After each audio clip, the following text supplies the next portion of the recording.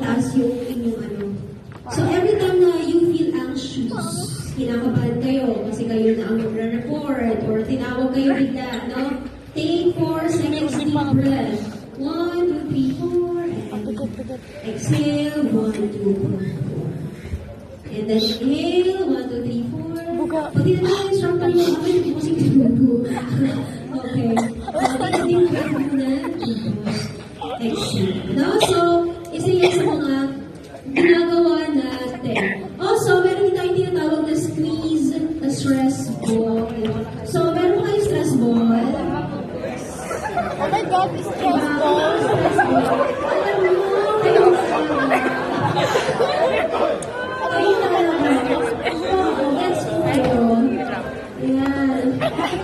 I can be. Stress ball. Yes, stress ball. Yeah, pwede tayong magkabilang parang tulong siya. Pero pwede na. Ito lang naman ang sa amin, no? Our stress ball.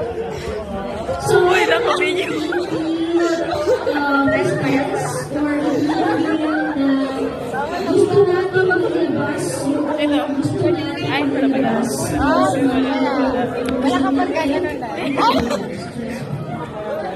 Iba yan. Open and close. Open and close. No? So, depende yan. Pwedeng Oo, ganun. open and close. Okay, pwedeng ganun.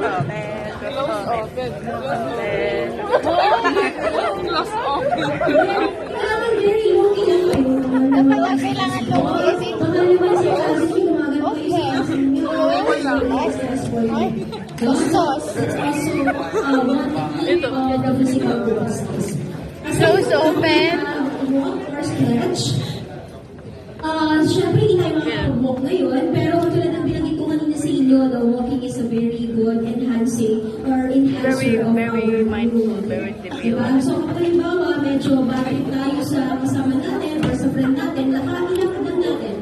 Okay? Mag-ball trip ako. Stretching. Ay, Ayan. Sige, stretching na kayo.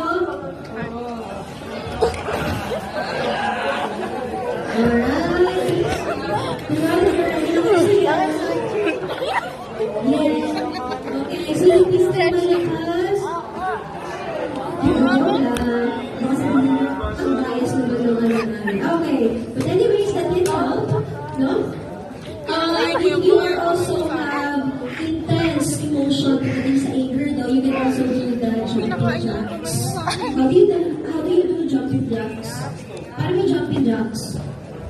Hindi mo, ano? Okay, so ganun siya. Yan. And then, after that, you can also wrap up in a cozy blanket. Kasi this is also a very good way on how to de-stress. Siyempre, matulog kayo. Especially right now, it's very gloomy. Ang sarap-sarap humilata sa ating bed. And splash cold water on your face. Ginagawa niyo ba ito? Na-ice bath. Okay? Sino ba nililito ng malamig? Kasi walang gasto ang dorm. O walang heater ang dorm. So, it can elevate actually our mood kasi ibig sabihin our neurons, our nerves, ay nabubuhay sila. Hindi naman sila mabuhay, buhay naman yung mga yan, pero mas nagiging awake sila. Alright? So, yan, sabi nga natin, gentle stretching helps release tension from sitting or standing too long. Ito pala, no, hindi ko pwede kalimutan to kasi favorite na favorite ko to. So, meron tayong tinatawag na neurotransmitter serotonin. So, si serotonin, siya ay responsible for our mood. Diba? Pero, hello? Ayan. Ma'am, paano po ba na kumuha sa serotonin? Actually, sabi ng research, aside from sa mga kinakain natin na protein, katulad ng eggs, chicken, turkey, syempre wala tayong turkey, pabayabal lang yun. Pero, pwede natin gawin ay i-hug natin yung person na gusto natin i-hug. Not just 1 second, hindi lang siya 5 seconds, pero sinasabi that if we hug a person for 7 seconds, our body will release good hormones or enhancer of mood hormones. Kasi makitry? Yes! Partner by partner?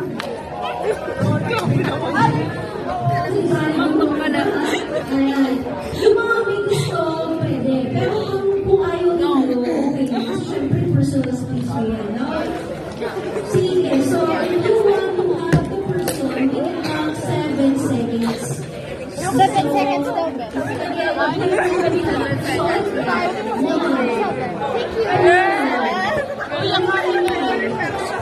Ay!